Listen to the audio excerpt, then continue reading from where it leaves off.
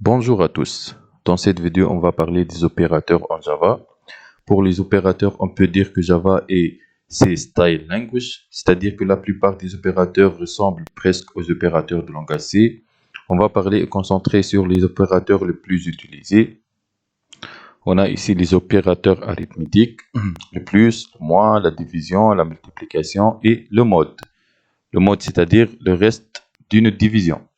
Alors on a aussi les opérateurs relationnels, supérieur, inférieur, supérieur ou égal, inférieur ou égal, égal, égal, et différent, et instance of. On va voir tous ces opérateurs dans des exemples pratiques. Alors par la suite, on a les opérateurs conditionnels, le et commercial, le ou et le point d'interrogation. Le point d'interrogation, c'est le shorthand du if-else. On a aussi les opérateurs d'affectation égale. Et on a les opérateurs unaires, le plus, le moins, la division, la multiplication, le plus, moins, moins, et le point d'exclamation. Alors, pour le point d'interrogation, c'est une shorthand de if-else. Exemple, if A inférieur à B, then value égale à A, else value égale à B.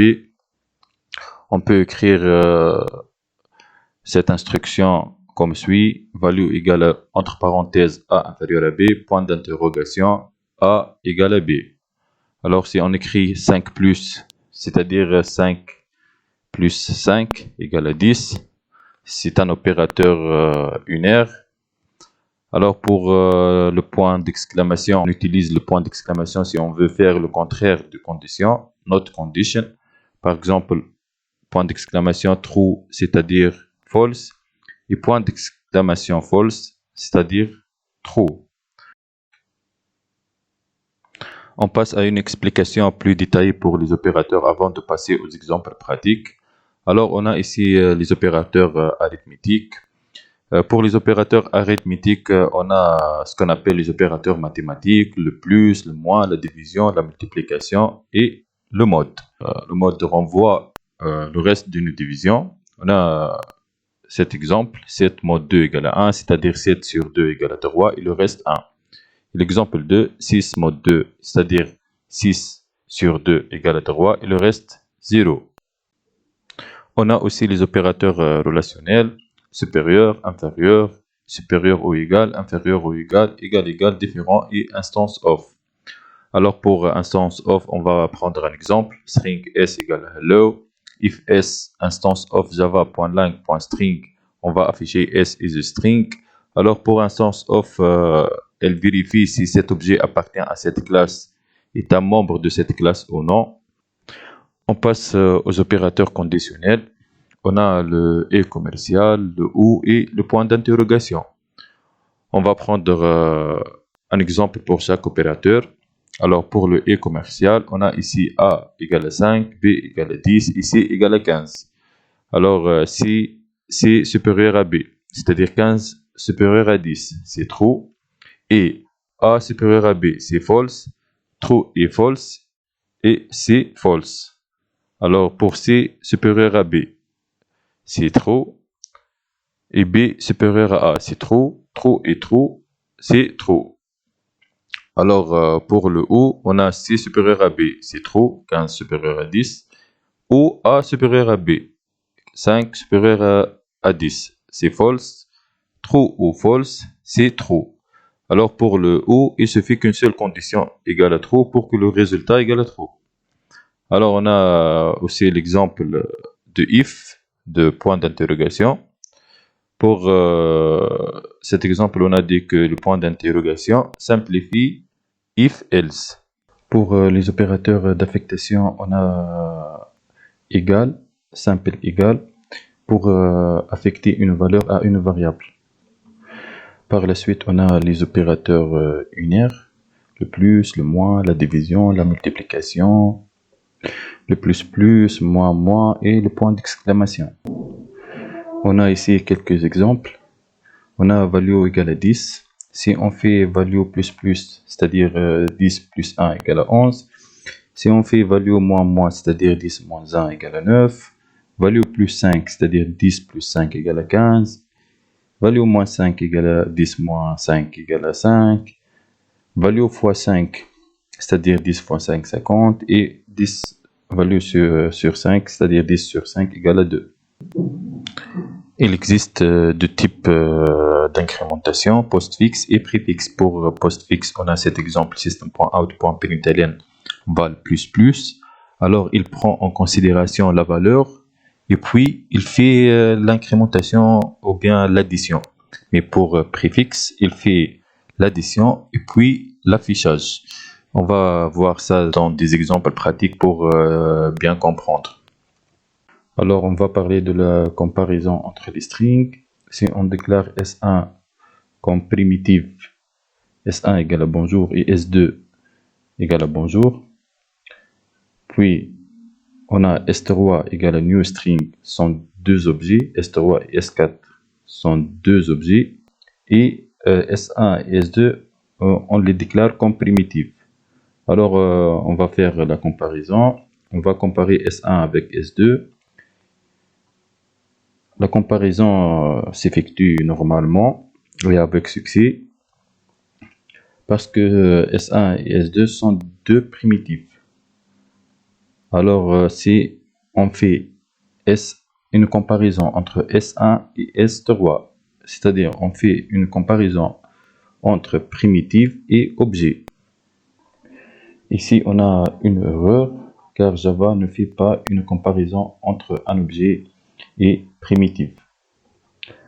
Alors, si on fait une comparaison entre objet et objet, ici, elle va retourner une erreur, car égal ici, elle va retourner la référence et ce qu'on appelle l'adresse de string.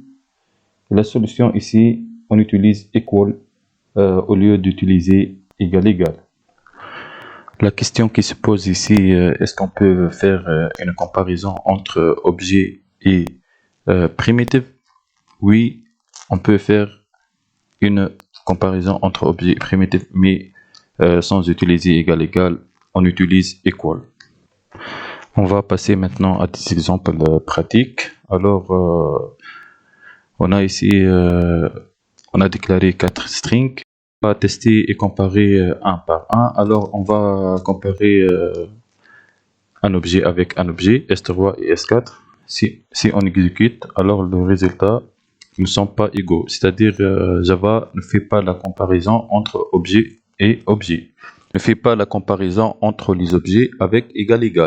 Mais en fait, on peut comparer deux objets en Java avec equals. Alors, on va comparer primitive avec objet, S1, S1 et S3 ne sont pas égaux. Alors, il faut utiliser equal pour la comparaison.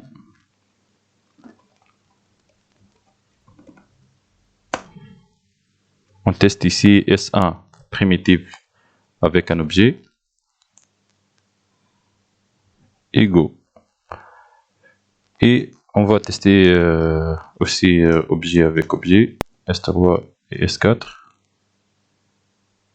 égaux.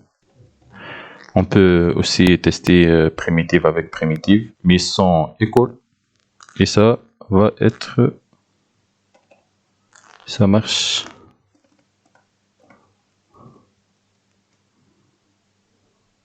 Égaux. Alors, on va faire aussi des tests sur ce qu'on a vu théoriquement. Alors, on prend ce code. On va tester le logique. On va ici déclarer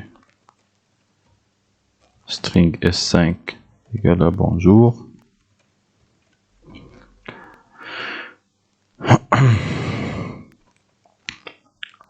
Alors ici, on a if S1 égale à S2, bonjour égale à bonjour true, et S1 égale à S5 true. Alors il va afficher normalement condition is true. Alors ici on va changer bonjour par exemple bonjour 2. On a true et false, normalement il va afficher false. Condition is false. Alors ici on va voir aussi on va voir la condition ou. Ici on a true ou false. Qu'est-ce que va donner true? On a parlé de ça dans le théorique. On a dit que true ou false, c'est true. On passe à un autre exemple. On va tester instance of. Ici, si S1 appartient à la classe string, il va afficher ce message S1 is a string. On fait l'exécution. S1 is a string. On va faire un autre exemple. On va tester ici le point d'exclamation qui représente le contraire de condition. Ici, condition, par exemple, boolean condition égale à true.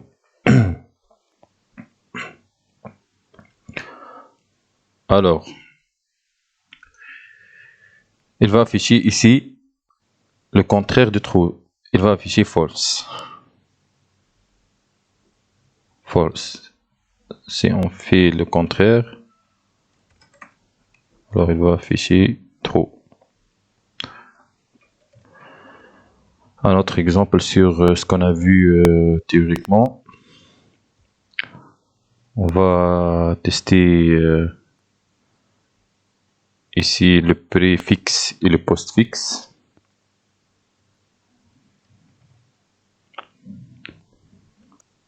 On va faire le test. Alors, commençons par la première ligne. Si on fait system.out.println plus i, il va afficher 2. Alors, il a fait l'addition, puis l'affichage. Mais si on teste cette ligne, system.out.println i++, il a affiché 1, c'est-à-dire il a affiché la valeur initiale. Puis il a fait l'addition, et puis si on fait une autre fois l'affichage, il a affiché 2, c'est-à-dire il a fait l'affichage 1, puis addition, et on a fait l'affichage 2. Alors pour la première ligne, il fait l'addition avant l'affichage, et pour i++, il fait l'affichage avant l'addition. On va passer à un autre exemple. Ici, on va tester le ternary, le point d'interrogation.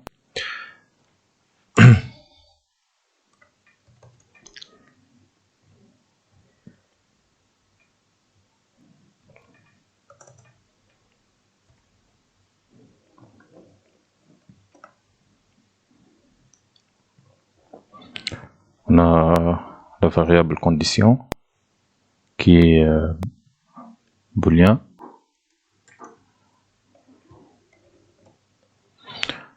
Alors, cette ligne représente tout simplement le if-else. Alors, si la condition est true, il va afficher S1, c'est-à-dire il va afficher bonjour. Si la condition est false, il va afficher, on remplace ici S2 par S5, il va afficher bonjour 2. On exécute, il a affiché S1 bonjour. Si on remplace true par false, il va afficher bonjour 2. Alors, on a ici bonjour 2.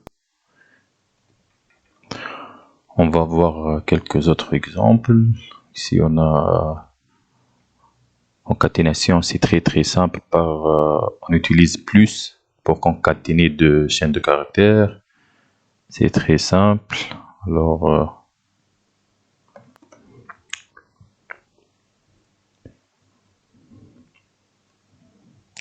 on va concaténer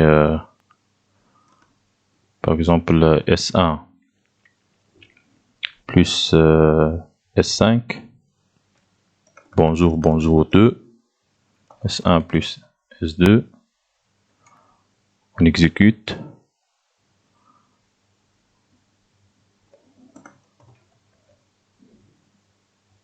Bonjour et bonjour 2. On arrive à la fin de la vidéo. J'espère que c'était clair et au revoir à la prochaine vidéo.